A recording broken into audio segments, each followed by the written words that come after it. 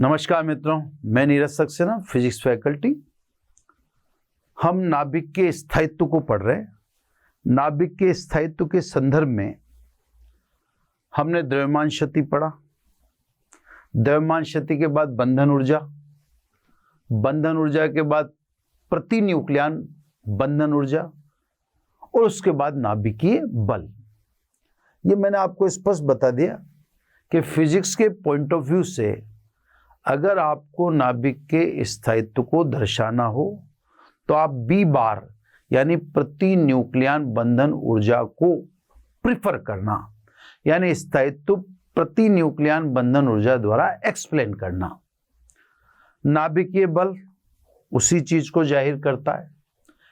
नाभिक की स्थायित्व को दर्शाने के लिए एक घटक और है, मतलब हम डिफरेंट कंपोनेंट्स पर कंसीडरेशन करते हैं कि नाभिक के स्थायित्व में कौन कौन से घटक हैं जो नाभिक के स्थायित्व को बनाए हुए हैं, है ना। तो उसी क्रम में एक छोटा सा टॉपिक और है, नाभिक का स्थायित्व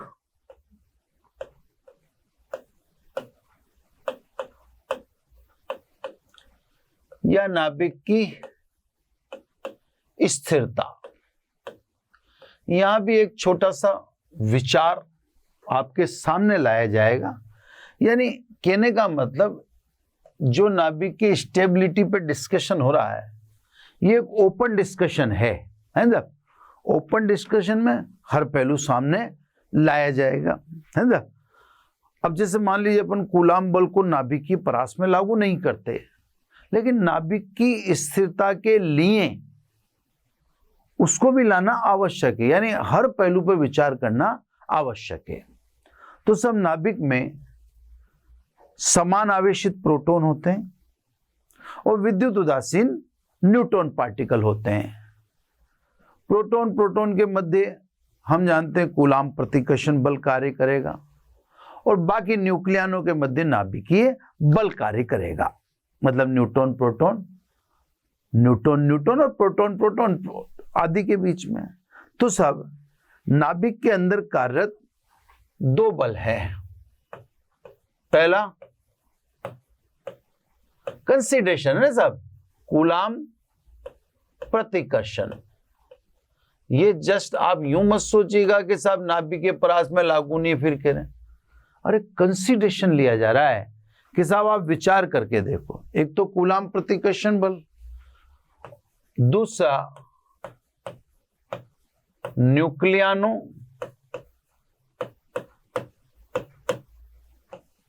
के मध्य नाभिकीय बल।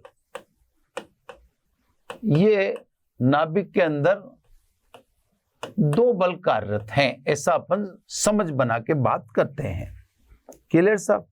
अब बड़े ध्यान से समझिए, ये भी एक समझाने का ये भी एक पक्ष है ना। प्रोटॉनों के मध्य यह सजाती या समान आवेश रखने वाले प्रोटॉनों के मध्य कार्य करने वाले प्रबल प्रतिकर्षण बल को या प्रबल कूलाम प्रतिकर्षण बल को न्यूक्लियनों के मध्य कार्य करने वाला नाभिकीय बल संतुलित करता है।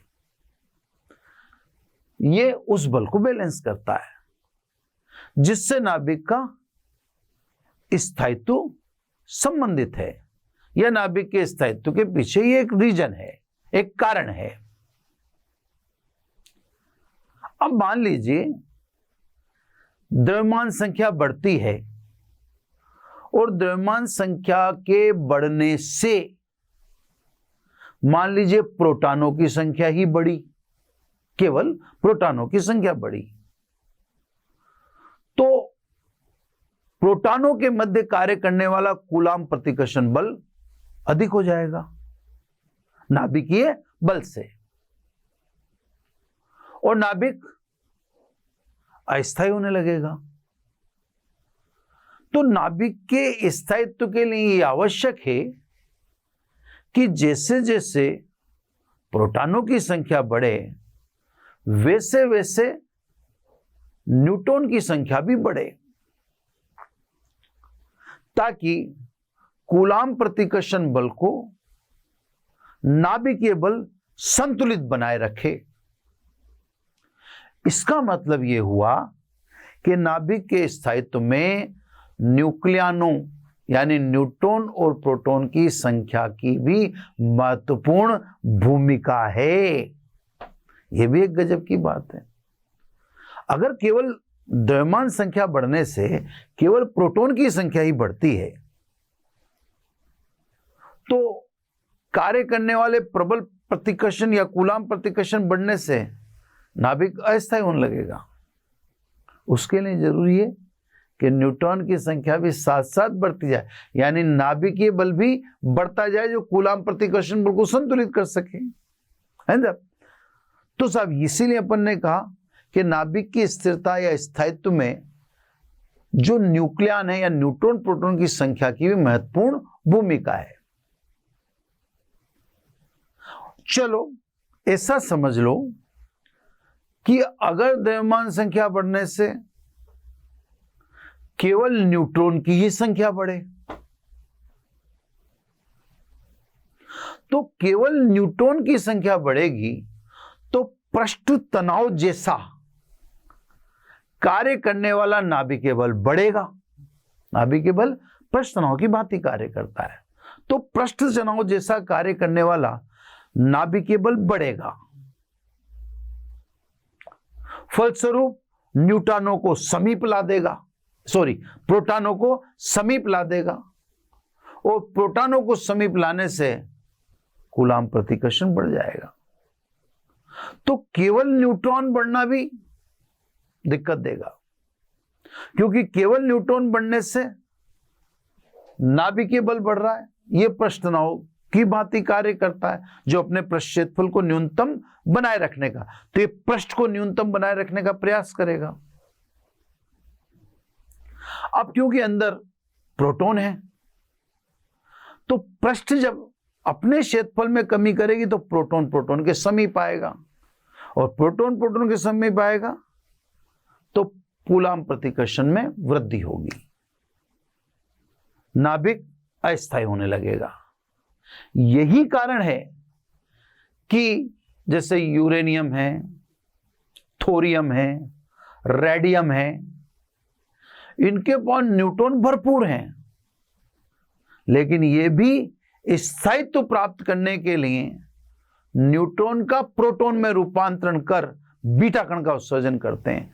इनको भी बैलेंस करना पड़ता है, तो ये भी क्या करते हैं, इनके पास न्यूट्रॉन अधिक है, तो ये न्यूट्रॉन अधिक है तो ये न्यूट्रॉन को प्रोटॉन में रूपांतरित कर और ये बीटा पार्टिकल उत्सर्जित कर देते हैं। ये देखो, तो सब जो न्यूट्रॉन अधिक रखते हैं वो भी स्थायी नहीं है, उनको स्थायित्व के लिए न्यूट्रॉन का किसमें रूपांतरण करना पड़ता है, प्रोटॉन में। तो इसका मतलब यह हुआ कि नाभिक की स्थिरता व स्थायित्व के लिए N/Z अप्रोक्सीमेटली 1 होना चाहिए, यानी न्यूट्रॉन और प्रोटॉन की संख्या लगभग बराबर होनी चाहिए। प्रोटॉन की संख्या अधिक होती है तो भी नाभिक अस्थायित्व की तरफ बढ़ता है, और न्यूट्रॉन की संख्या अधिक होने से भी नाभिक का अस्थायी होता है। फिर वो अपने आप को स्थायी करने के लिए न्यूट्रॉनों को किसमें चेंज करना चालू कर देता है, प्रोटॉनों में, है ना। इसीलिए भारी नाभिकों में विघटन की क्रिया पाई जाती है, वो डिफॉर्म होते रहते हैं, क्योंकि वह अधिक न्यूट्रॉन को किसमें कन्वर्ट करते हैं, प्रोटॉन में। और ऐसा कब तक करेंगे, जब तक कि न्यूट्रॉन की संख्या प्रोटॉन की संख्या के लगभग बराबर न हो जाए। एकदम बराबर होना जरूरी नहीं, लगभग बराबर न हो जावे। तो इसका मतलब न्यूक्लियनों की भूमिका नाभिक के स्थायित्व में है, और यह भूमिका बताती है कि सब स्थायित्व या स्थिरता के लिए न्यूट्रॉन की संख्या और प्रोटॉन की संख्या दोनों बराबर होनी चाहिए। अगर इनमें भी असंतुलन बढ़ेगा, यानी जैसे न्यूट्रॉन ही बढ़ रहे हैं या केवल प्रोटॉन ही बढ़ रहे हैं द्रव्यमान संख्या बढ़ने से, तो स्थायित्व खतरे में आएगा। तो साहब ये कुछ टॉपिक थे जो नाभिक के स्थायित्व से संबंधित टॉपिक रहे। क्लियर साहब? तो दो पार्ट हो गए, न्यूक्लियस स्ट्रक्चर मतलब नाभिक की संरचना, दूसरा पार्ट नाभिक का स्थायित्व। नाभिक के स्थायित्व में अपन ने 5-6 टॉपिक पढ़े। अब अगला नाभिकीय अभिक्रियाएं। ठीक है साहब? तो अगले टॉपिक पे आइए अब आप, है ना, नाभिकीय अभिक्रियाएं।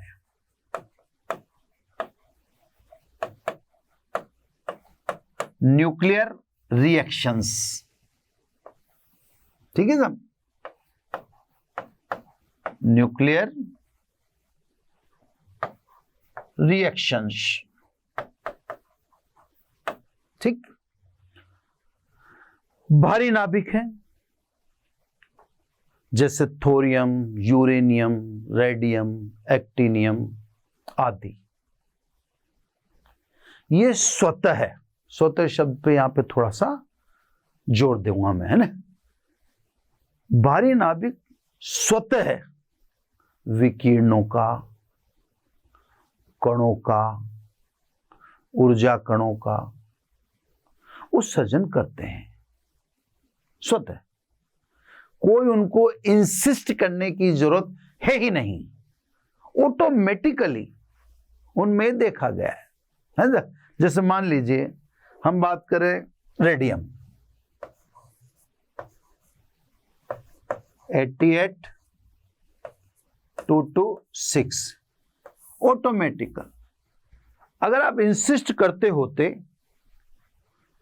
तो क्रियाकारक पर या लेफ्ट हैंड साइड में संघाती पार्टिकल होता प्रेरित करने के लिए, या कोई प्रेरित नहीं, स्वतः। देखो आप इधर सिंगल ही है ये, अब ये सब अल्फा पार्टिकल उत्सर्जित किया इसने, ये अल्फा पार्टिकल है ना, और खुद किस में रूपांतरित हो गया, रेडान में।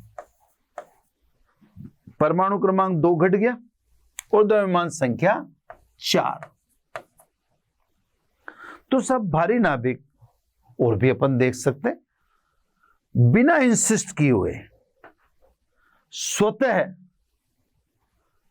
कणों का उत्सर्जन करते हैं, विकिरणों का उत्सर्जन करते हैं।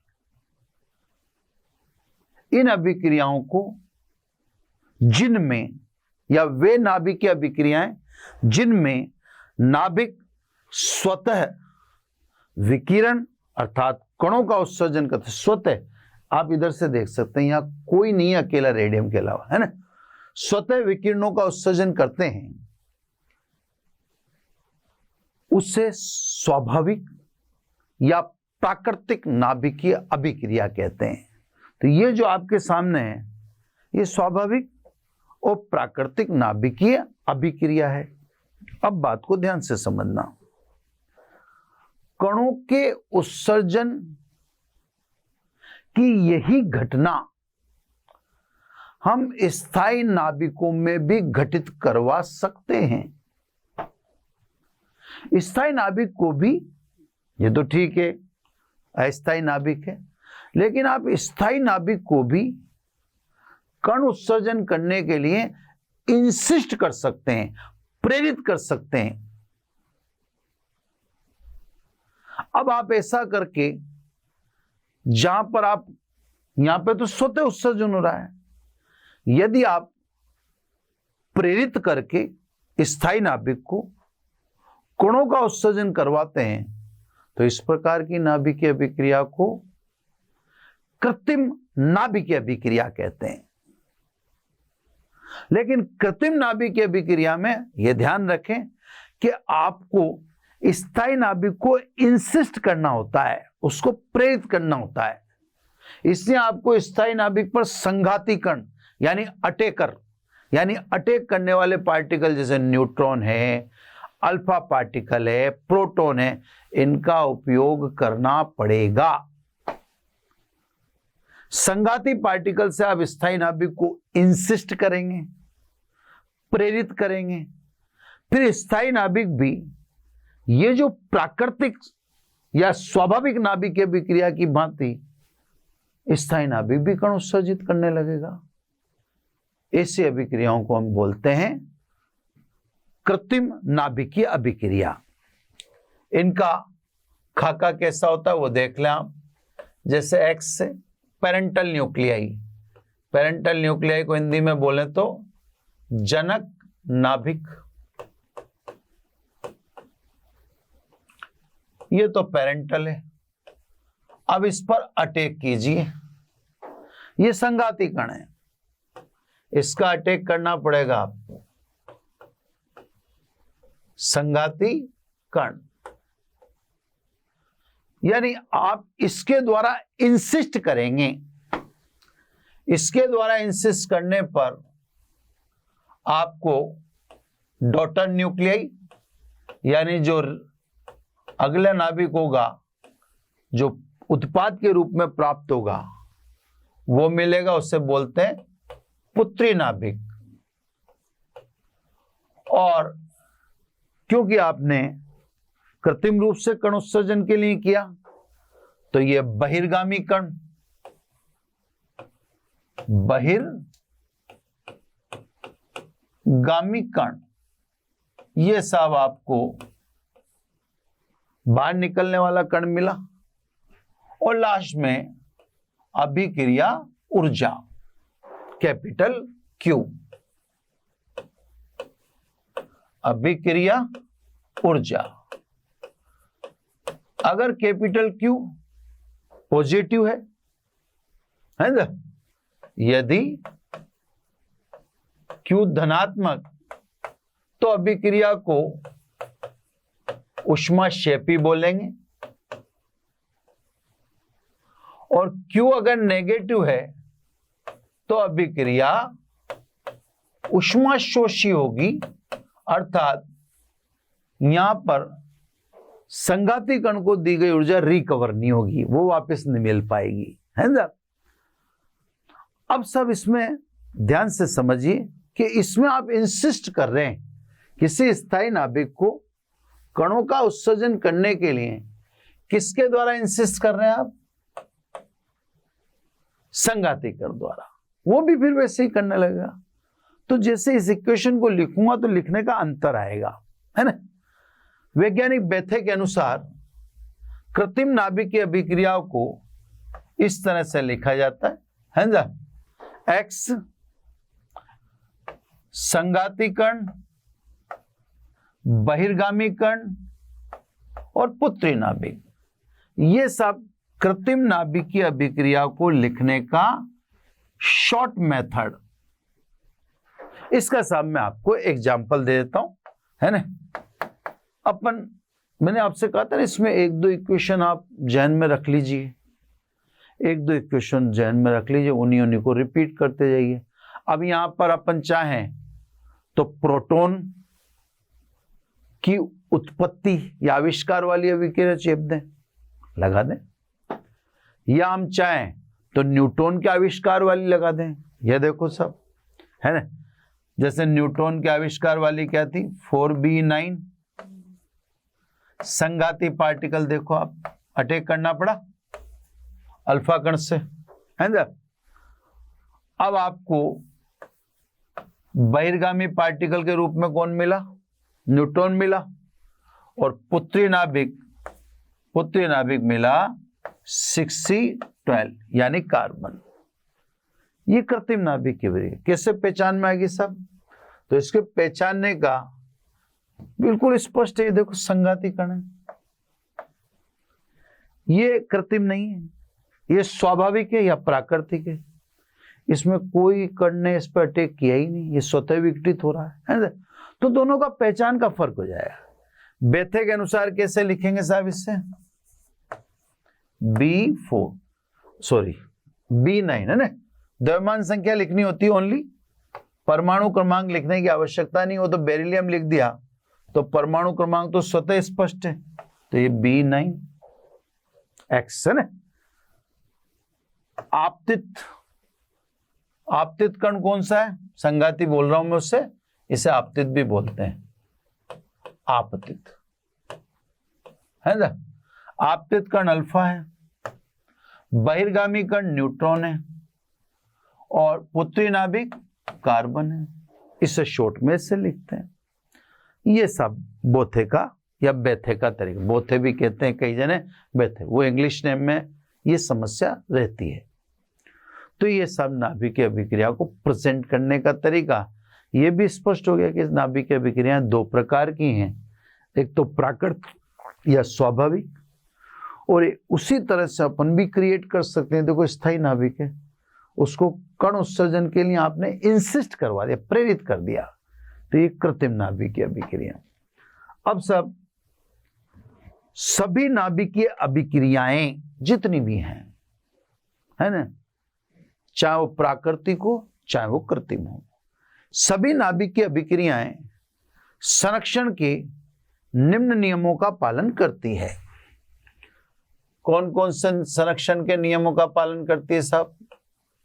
तो ऊर्जा संरक्षण,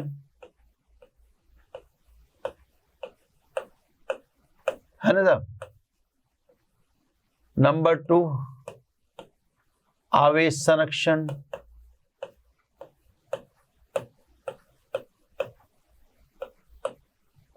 नंबर 3 संवेग संरक्षण, नंबर 4 न्यूक्लियानो का संरक्षण, नंबर 5 द्रव्यमान ऊर्जा संरक्षण। तो सब कोई सी भी नाभिकीय अभिक्रिया हो, चाहे वो कृत्रिम हो चाहे वो प्राकृतिक हो, सभी नाभिकीय अभिक्रियाएं संरक्षण के इन नियमों का, संवेग संरक्षण में सब आ जाता है, संवेग संरक्षण में चक्रण संवेग भी आ जाता है और कोणीय संवेग संरक्षण भी आ जाता है ना। तो संवेग संरक्षण एक यूनिक है, उसमें सब भी आ जाते हैं, चक्रण कोणीय संवेग संरक्षण भी उसी के अंदर आता है। तो सभी प्रकार की नाभिकीय अभिक्रियाएं संरक्षण के नियमों का पालन करती हैं। ठीक साहब, ये होगी साहब नाभिकीय अभिक्रियाओं से संबंधित बात कंप्लीट। अब सब ऊर्जा उत्पादन के आधार पर नाभिकीय अभिक्रियाएं दो भागों में बांटी गई है ना।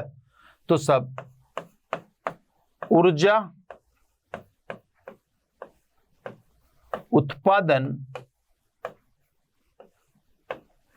के आधार पर नाभिकीय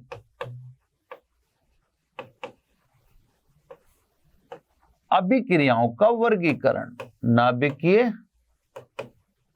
अभिक्रियाएं क्रियाओं का, है ना,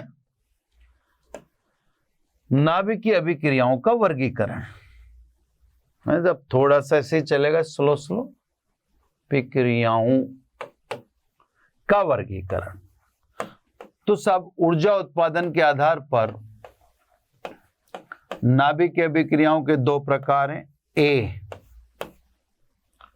नाभिकीय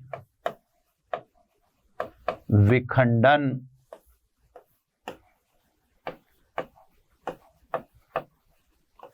और दूसरा बी नाभिकीय संलयन। अब ये यहां से टॉपिक लंबे लंबे निकल जाएंगे, यानी पहले हमें नाभिकीय विखंडन पढ़ना रहेगा, फिर नाभिकीय संलयन, है ना। तो सब ऊर्जा उत्पादन के आधार पर सभी नाभिकीय अभिक्रियाओं को दो भागों में वर्गीकृत किया गया, नाभिकीय विखंडन एंड नाभिकीय संलयन, है ना। तो विखंडन तो फिशन हो गया और संलयन यानी फ्यूजन हो गया। क्लियर साहब? तो सब अब एक एक टॉपिक बड़ा बड़ा है, यानी अपन चलेंगे नाभिकीय विखंडन। अब नाभिकीय विखंडन काफी समय तक चलता रहेगा, मतलब 1-2 लेक्चर तक, फिर नाभिकीय संलयन आएगा। तो सब अब अपन फोकस होते हैं ए पर, है ना। नाभिकीय विखंडन।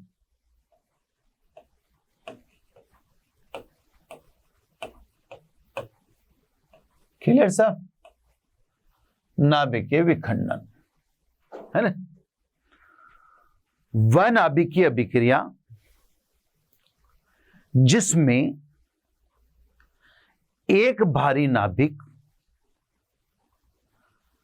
लगभग मध्यम द्रव्यमान वाले दो नाभिकों में, ओनली टू, में विभाजित हो, वह अत्यधिक ऊर्जा का उत्सर्जन हो, नाभिकीय विखंडन कहलाती है। दोबारा ध्यान से समझेंगे। वह नाभिकीय अभिक्रिया जिसमें एक भारी नाभिक लगभग मध्यम, एग्जैक्ट नहीं, लगभग मध्यम द्रव्यमान वाले दो नाभिकों में विभाजित हो, ओनली टू में, तथा अत्यधिक ऊर्जा का उत्सर्जन हो या अत्यधिक ऊर्जा मुक्त हो, तो अभिक्रिया को नाभिकीय विखंडन कहते हैं। सबसे पहले वैज्ञानिक ऑटो हान तथा स्ट्रांसमैन,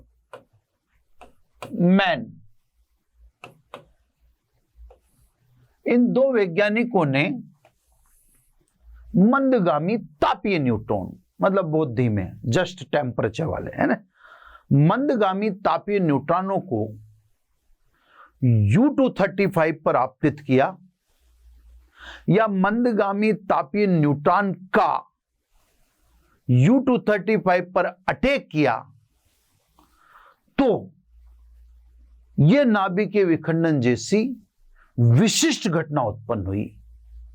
यह घटना बच्चों इसलिए विशिष्ट है कि आप नाभिक के स्थायित्व को भी पढ़ के ही निपटे हो, और आप गौर करो कि नाभिक के स्थायित्व के समय हम कह रहे हैं नाभिक को तोड़ना बहुत मुश्किल है, और ये है वो है, यूं हम ये भी कह रहे हैं कि नाभिक को तोड़ने के लिए ऊर्जा देनी पड़ेगी। आप देखो बंधन ऊर्जा की परिभाषा क्या दी हमने, नाभिक को उसके घटक कणों में विभाजित करने के लिए आवश्यक ऊर्जा।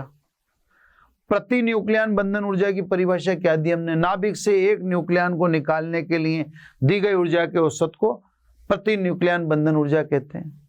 तो दी जाने वाली, हम भी यही समझते हैं कि नाभिक को जब तोड़ेंगे तो ऊर्जा देनी पड़ेगी, लेकिन ये तो अचंभे वाली बात हो रही है, तो बड़ी विचित्र बात हो रही है कि एक न्यूट्रॉन, वो भी मंदगामी, अटैक करता है U-235 पर, U-235 डिवाइड होता है, डिवाइड होकर दो मध्यम द्रव्यमान के नाभिक प्रदान करता है, और ऊर्जा भी जबरदस्त निकलती है। तो ये घटना सन 1939 की घटना है, 1939 की। अब यूं सोचो कि घटना अनएक्सपेक्टेड थी, ऐसा सोच ही नहीं सकता था कोई, क्योंकि जिसके संदर्भ में हम ये चर्चा कर रहे हो कि वहां तो हमें उसको तोड़ने के लिए ऊर्जा देनी पड़ती है, ऊर्जावान कण चाहिए, उन कणों को हम साइक्लोट्रॉन से तैयार करते हैं, वान डे ग्राफ जनित्र से तैयार करते हैं, ऐसा पढ़ते भी तो आ रहे हैं हम कि साहब जैसे साइक्लोट्रॉन का क्या उपयोग बताया हमने कि नाभिक वो परमाणु को टुकड़े करने में, मतलब इतने ऊर्जा वाला कण चाहिए, स्वाभाविक हम जानते हैं स्थायी है। लेकिन एक सिचुएशन में आप ये सोचो, आप सुन रहे हो कि बहुत ऊर्जा मिलती है तोड़ने से, तो साहब ये जो था ये वास्तव में अचंभित करने वाली बात थी जो 1939 या 1935 में घटित हुई है ना, मेरा ख्याल है 39 ही है। फ्रिश और मैटनर ने इसकी पुष्टि की, और फ्रिश और मैटनर ने ही इस अभिक्रिया को नाभिकीय विखंडन नाम दिया है। उन्होंने ही, फ्रिश और मैटनर कहते हैं कि जब एक न्यूट्रॉन नाभिक के अंदर एंटर हो जाता है, प्रवेश कर जाता है, तो नाभिक को वो अनस्टेबल कर देता है।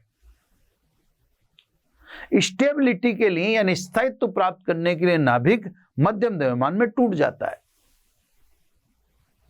लगभग, है ना, और ऊर्जा मुक्त कर देता है ताकि वो किस अवस्था में आ जाए, स्थायी अवस्था में आ जाए। तो फ्रिश और मेटनर ने स्पष्ट किया कि हां ऐसा पॉसिबल है, और उसका उन्होंने रीजन ये बताया। हालांकि बोर और व्हीलर, बोर तथा व्हीलर, इन्होंने भी नाभिकीय विखंडन की इस क्रिया को आवेशित द्रव बूंद मॉडल से स्पष्ट किया है ना। आवेशित द्रव बूंद मॉडल में आप सिंपल सा समझ सकते हो कि जब एक जगह द्रव की मात्रा बढ़ने लगेगी तो बड़ी बूंद टूटने लग जाएगी, क्योंकि उसके अंदर अनस्टेबिलिटी आ जाती है और टूट के किस में विभाजित होने लग जाएगी, दो बूंदों में। तो आवेशित द्रव बूंद मॉडल से बोर तथा व्हीलर ने भी इस घटना को स्पष्ट किया कि हां ये हो सकता है, लेकिन घटना बड़ी चमत्कारिक घटना थी, है ना। अब सब यूरेनियम U-235 की एक इक्वेशन दिखा देते हैं, उससे नाभिकीय विखंडन की पुष्टि होती है ना। नामकरण मैंने आपको बताया, फ्रिश और मेटनर द्वारा नामकरण दिया गया। नाभिकीय विखंडन को खोज करने वाले ऑटोन और स्ट्रासमैन नाम के वैज्ञानिक है ना साहब, क्लियर। अब देखो ये U-235-92, इस पर आपने संघाती कण के रूप में न्यूट्रॉन यूज किया, है ना। अब न्यूट्रॉन अनस्टेबल करता, संलयन नाभिक लिखने की बीच वाली स्टेज लिखने की आवश्यकता नहीं है। ये सब आपको बेरियम 56 141 प्लस क्रिप्टॉन 36 92, इसके साथ 3 न्यूट्रॉन प्लस अभिक्रिया ऊर्जा, ऊष्माक्षेपीय अभिक्रिया, है ना। बैलेंस करके देख सकते हो आप। देखो यहां देखो 142 और ये 142 में ये आपने 92 जोड़ दिए, ये 3 और ये 144 में 92 जोड़ दो 236 आ जाएगा। नीचे देखो 36 और 56, ये 92 आ जाएगा। बैलेंस इक्वेशन, है ना। अब ये अभिक्रिया है नाभिकीय विखंडन की। इसमें ये तो है साहब आपके उत्पाद,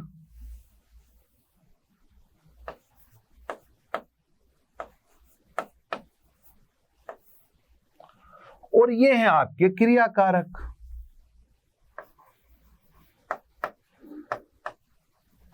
मैंने आपको क्रियाकारक, है ना, मैंने आपको अभिक्रिया में भी द्रव्यमान क्षति बताई थी, है ना। तो सब यहां पर अगर देखें द्रव्यमान क्षति, है ना, यानी डेल्टा एम। क्रियाकारक में कौन कौन है साहब, mass of uranium plus mass of neutron, clear. और उत्पाद कौन कौन है, barium, mass of barium, mass of krypton और 3 मास ऑफ न्यूट्रॉन। अब सब इन दोनों की क्रियाकारक जिन्हें बोल रहा हूं मैं, इन दोनों के टोटल द्रव्यमान में से इन तीनों का द्रव्यमान घटाओ तो साहब वास्तव में ऐसा आपको करना नहीं है, बस मैं तो जस्ट समझा रहा हूं, है ना। आपको कोई अंक याद नहीं रखना, कोई आप चक्कर में मत पड़ो। ये तो मैं आपके सामने घटना को थोड़ा सा ग्लोरीफाई कर रहा हूं, है ना, ताकि आप उसका महत्व को समझें। तो अभिक्रिया में देखो भैया ऊर्जा जोड़ी ना, ऊर्जा तभी जुड़ेगी जब द्रव्यमान की क्षति हो। तो देखा द्रव्यमान की क्षति हुई क्या, तो इनके जब द्रव्यमान रखते हैं हम तो वास्तव में द्रव्यमान की क्षति आती है कितनी, 0.2153 mu। तो सब यहां पर उत्पाद जो क्रिप्टॉन, बेरियम और न्यूट्रॉन है, इनका द्रव्यमान क्रिया कारक के द्रव्यमान से कम है, यानी इस अभिक्रिया में द्रव्यमान की क्षति हुई है। और जब अभिक्रिया में द्रव्यमान की क्षति होगी तो आइंस्टीन के अनुसार वो द्रव्यमान किस में रूपांतरित होगा? ऊर्जा में, है ना। अब ये इतने एमयू है। अब मैंने आपसे बता रखा था, ये देखो मैंने आपको निकाल के दिखा रखा है 1 एमयू, क्योंकि 1 एमयू का ऊर्जा तुल्यांक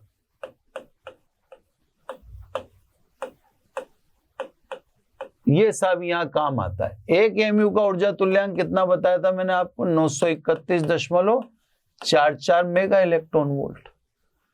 ये चीज बहुत काम की चीज है, आपके न्यूमेरिकल में बहुत काम आएगी। तो ये मैंने कैलकुलेट करके आपको बता रखी है। अब यहां द्रव्यमान की क्षति कितनी हुई सब? 0.2153, है ना। द्रव्यमान की क्षति के कारण ही अभिक्रिया ऊष्माक्षेपी है, यानी आपको ऊर्जा मिली है। क्लियर सब? तो सब इतनी द्रव्यमान की क्षति हुई, 1 एमयू से इतनी ऊर्जा मुक्त होती है, तो सब इसलिए अभिक्रिया ऊर्जा कैपिटल ई कितना द्रव्यमान क्षति? 2153, और 1 एमयू से इतनी, तो 0.2153 से कितनी वो यहां दिख जाएगी।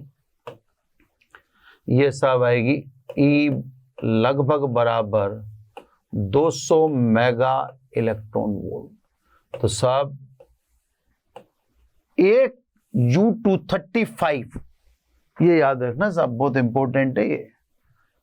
ओनली 1 U235 के विखंडन से मुक्त ऊर्जा 200 मेगा इलेक्ट्रॉन वोल्ट होती है। ओनली 1, ये कैलकुलेट। तो मैंने आपको यही बात समझाई थी लास्ट लेक्चर में कि द्रव्यमान क्षति एक नाभिक में भी देखते हैं। नाभिक का वास्तविक द्रव्यमान उसमें उपस्थित न्यूक्लियनों के द्रव्यमान से कम होता है। इस अंतर को हम द्रव्यमान क्षति कहते हैं। यह नाभिक के निर्माण के समय कुछ द्रव्यमान लुप्त हो जाता है, जिसे हम द्रव्यमान क्षति कहते हैं। और अभिक्रियाओं में आप ऐसे निकालना, क्रिया कारक माइनस उत्पाद। अगर दोनों का द्रव्यमान समान है तो ऊर्जा आएगी नहीं, है ना। इन तीनों का मिला के द्रव्यमान इन दोनों से कम निकला। कितना कम निकला? 0.2153। आपको कैलकुलेट करने की जरूरत नहीं, बस जस्ट मैं बता रहा हूं। इतना द्रव्यमान कम लिखे तो द्रव्यमान किसका जाएगा? आइंस्टीन के अनुसार ऊर्जा के रूप में रूपांतरित। तो सब आप इस बात को विशेष रूप से ध्यान रखना, एक U235 के विखंडन से मुक्त ऊर्जा लगभग 200 मेगा इलेक्ट्रॉन वोल्ट होती है। ये वेरी वेरी वेरी इंपॉर्टेंट है। ओनली 1, केवल एक की कह रहा हूं, है ना। अब देखो सर, ये अब दूसरा डाटा, यदि मात्रा, ये U235 की मात्रा लिख देता हूं ताकि फिर चक्कर भी नहीं पड़े। यदि U235 की मात्रा 1 ग्राम हो तो मुक्त ऊर्जा, है ना, पूरा ही लिख देता हूं, तो मुक्त ऊर्जा, है ना।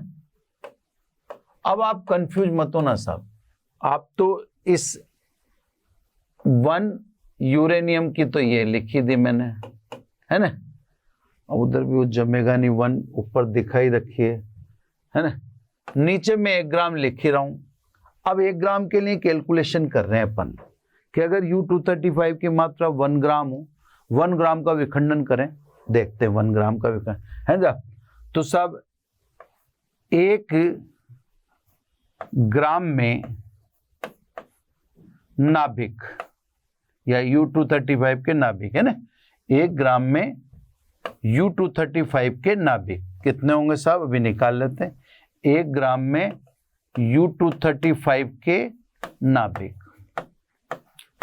अब देखो 235 ग्राम में अवोगाद्रो संख्या जितने 235 है ना, तो 235 ग्राम में अवोगाद्रो संख्या जितने नाभिक होते हैं, यानी 6.023 इंटू 10 की पावर 23। तो 1 ग्राम में U235 के कितने नाभिक होंगे, 6.023 इंटू 10 की पावर 23 अपॉन 235। इतने नाभिक होंगे किसमें, 1 ग्राम यूरेनियम में, या 1 ग्राम U235 में नाभिक इतने हैं। अब एक नाभिक से या एक नाभिक के विखंडन से कितनी ऊर्जा होती है, 200 मेगा इलेक्ट्रॉन वोल्ट, है ना। तो सब इसलिए 1 ग्राम यूरेनियम, है ना, जो कौन सा वाला 235 है ना, इससे 1 ग्राम यूरेनियम 235 के विखंडन से मुक्त ऊर्जा, है ना, थोड़ा स्लो कर रहा हूं मैं डाटा, इसको अपन बता दें ई डैश से बता देते हैं ना, ये 1 ग्राम मात्रा का, या नीचे भी लिख देता हूं मैं तो 1 ग्राम, है ना। तो सब 1 ग्राम में इतने नाभिक 10 की पावर 23 अपॉन 235, और एक नाभिक के विखंडन से मुक्त ऊर्जा कितनी होती है, 200 मेगा इलेक्ट्रॉन वोल्ट। तो 1 ग्राम के विखंडन से मुक्त ऊर्जा, है ना, ये आएगी साहब कैलकुलेट करने पर 5.128 इंटू 10 की पावर 23 मेगा इलेक्ट्रॉन वोल्ट, इतनी ऊर्जा आएगी। यानी 1 ग्राम U235 में विखंडन हो तो मुक्त ऊर्जा का मान इतना है। इसी को अगर मैं जूल में लिखूं तो जूल में आएगी ये 8.2 इंटू 10 की पावर 10 जूल, और यही अगर मैं कैलोरी में लिखूं तो 4.2 का या 4.18 का भाग दें तो लगभग ही आ जाएगी 2 इंटू 10 की पावर 10 कैलोरी। दोबारा साहब समझ लेना ध्यान से, ये ऊर्जा इंपॉर्टेंट है। एक U235 के विखंडन से मुक्त ऊर्जा 200 मेगा इलेक्ट्रॉन। अगर U235 की मात्रा 1 ग्राम हो तो मुक्त होने वाली ऊर्जा इतनी होगी। अगर मेगा इलेक्ट्रॉन वोल्ट में लें तो 5.128 इंटू 10 की power 23 mega electron volt. Joule में देखें तो 8.2 इंटू 10 की पावर 10 जूल, और कैलोरी में देखें तो 2 इंटू 10 की पावर 10 कैलोरी। अब ये ऊर्जा किसके समतुल्य है ना, तो ई डैश निम्न के समतुल्य है, निम्न के समतुल्य। अब जैसे मान लीजिए आपको अभी अनुमान थोड़ी हुआ कि ऊर्जा कितनी है, तो मैं आपको समझाता हूं, है ना। ये ऊर्जा इतनी है कि 2 इंटू 10 की पावर 5 किलोग्राम पानी को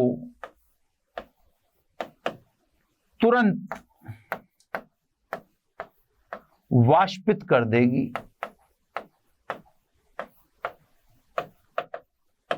अब आप सोच लो 2 लाख किलोग्राम पानी इस ऊर्जा को देने से गायब हो जाएगा, मतलब वाष्पित हो जाएगा, खत्म। 2 लाख किलोग्राम पानी को कितनी ऊर्जा देनी है, 1 ग्राम यूरेनियम के विखंडन से उत्पन्न ऊर्जा देनी है, वो तुरंत वाष्पित हो जाएगा। क्लियर? और समझो,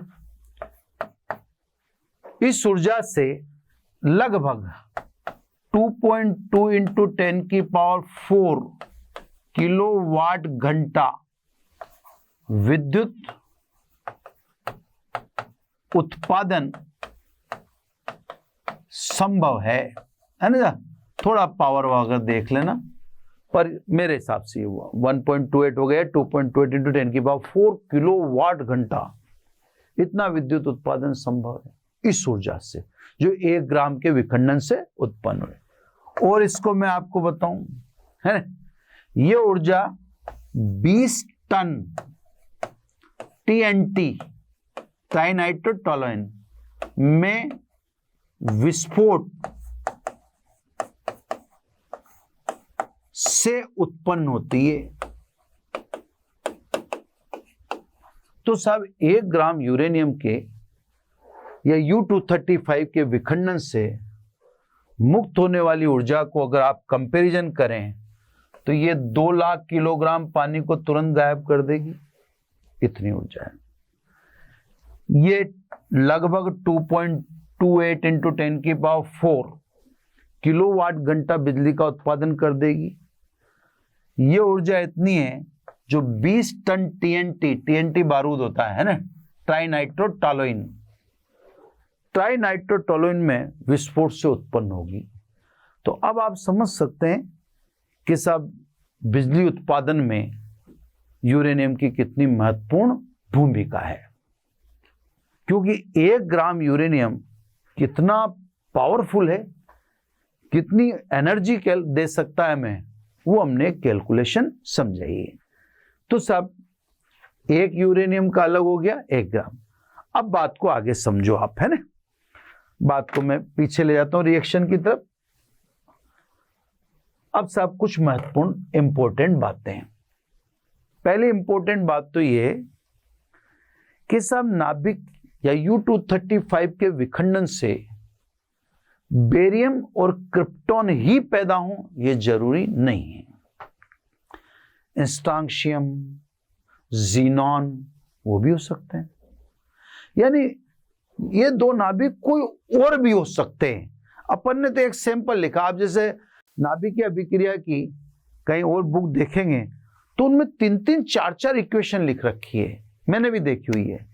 तो साहब U-235 के विखंडन से बेरियम और क्रिप्टॉन ही जनरेट हो यह आवश्यक नहीं है ना।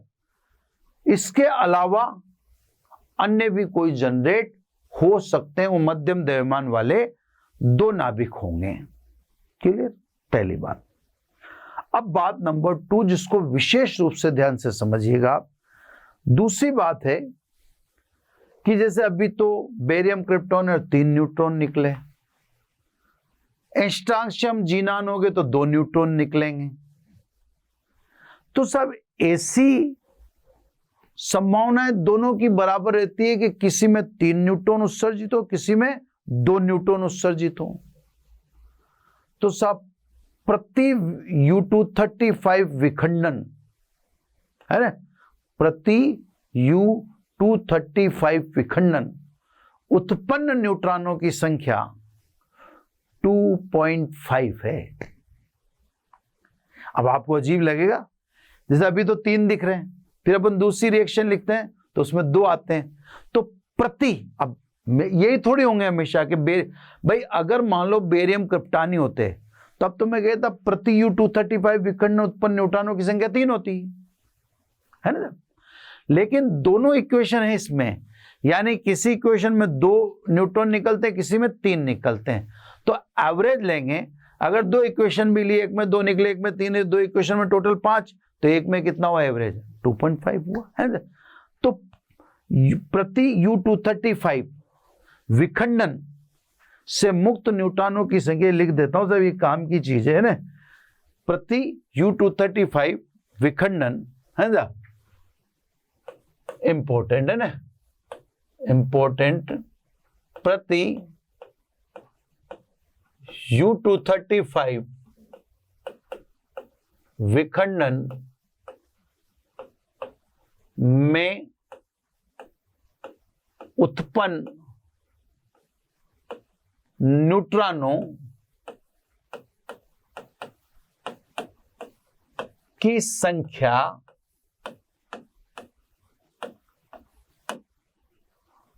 2.5 होती है, एवरेज है। प्रति U235 विखंडन में उत्पन्न औसत न्यूट्रॉनों की लिख दो ना, उत्पन्न औसत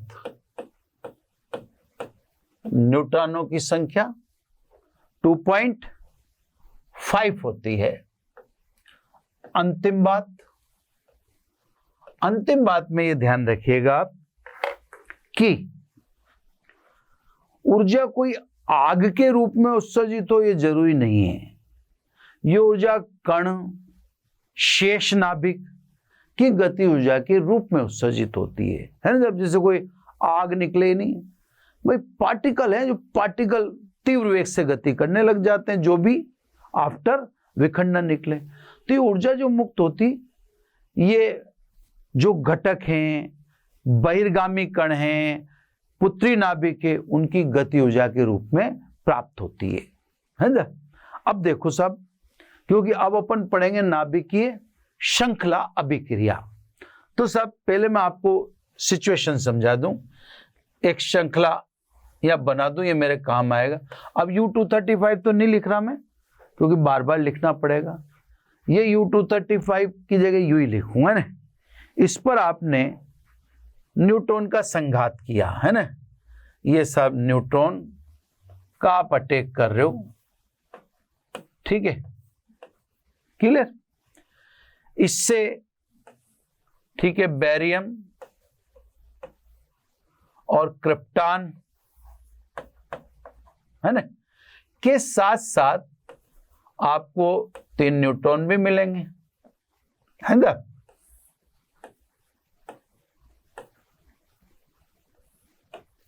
ये सब आपको 3 न्यूट्रॉन भी में, सॉरी ध्यान से समझना साहब, ये क्या है कि ये चीज आएगी सामने वहां पर, है ना। इसको थोड़ा सा समेट देता हूं मैं, थोड़ा सा समेट के बनाना पड़ेगा, तो फैल जाएगा, है ना। इसको थोड़ा सा समेट देता हूं, थोड़ा बस 2 मिनट लगेंगे। वो क्या है, मेरे को लंबी चेन बना के दिखानी है आपको, है ना। चलो खटाखट कर देता हूं, कोई दिक्कत वाली बात नहीं है ना।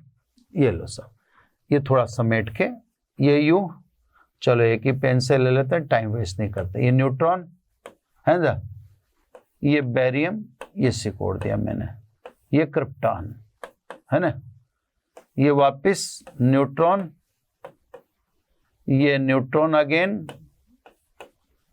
और ये न्यूट्रॉन अगेन, है ना। ये फिर अनुकूल परिस्थिति में फिर यूरेनियम को विखंडित करेंगे, और अगेन बेरियम और क्रिप्टॉन के साथ 3 न्यूट्रॉन फिर निकलेंगे। इसमें भी ऐसा ही होगा, क्लियर। ये बेरियम और ये क्रिप्टॉन, इधर भी वही बेरियम और ये क्रिप्टॉन। फिर सब ये भी अनुकूल परिस्थिति में यूरेनियम को अटैक करके फिर तोड़ देंगे, और फिर आपको, सॉरी यहां लिख दो, फिर आपको 3 न्यूट्रॉन देंगे। एक मिनट, अभी मैं सब पूरी आपको सिचुएशन समझाने वाला हूं ना। ये वही न्यूट्रॉन, ये वही न्यूट्रॉन, ये वही बेरियम और ये क्रिप्टॉन। एग्जैक्टली यहां भी वही 3 न्यूट्रॉन, है ना। ये सब न्यूट्रॉन, क्लियर। वही बेरियम और क्रिप्टॉन, है ना। एग्जैक्टली यहां भी देखें आप, वही न्यूट्रॉन, है ना, और ये बेरियम और ये क्रिप्टॉन। यहां भी वही मैं 3 न्यूट्रॉन दिखा देता हूं, है ना। ये बेरियम, ये क्रिप्टॉन, है ना। ये सब न्यूट्रॉन दिखाने का अपना तरीका। फिर आगे, अब देखो, आपने एक चीज तो चित्र में ही गौर कर ली होगी, है ना, कि मैं तीनों को आगे, ये जैसे प्रथम पीढ़ी, ये पहली पीढ़ी, है ना, व्हाइट से दिखा देता हूं इसको मैं, ये प्रथम पीढ़ी, ये आपकी होगी दूसरी पीढ़ी, ये आपकी हो गई तीसरी पीढ़ी, आगे अपन करते तो फिर ये होती चौथी पीढ़ी। तो सब, अब मैं आपको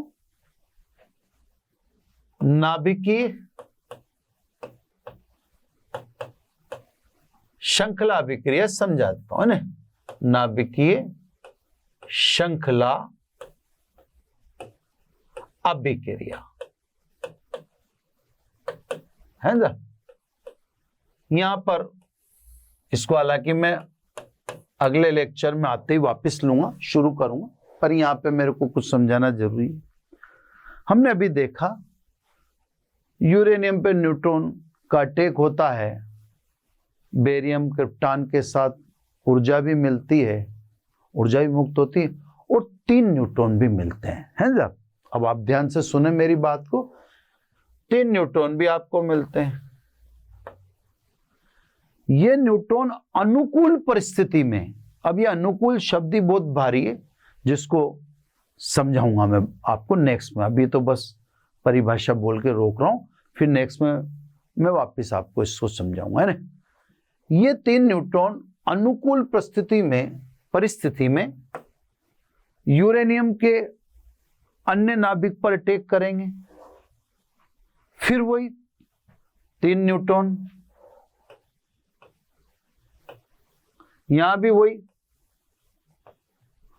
3 न्यूट्रॉन उत्सर्जित होंगे। इसका मतलब यह हुआ कि एक बार प्रारंभ कर चुकने के पश्चात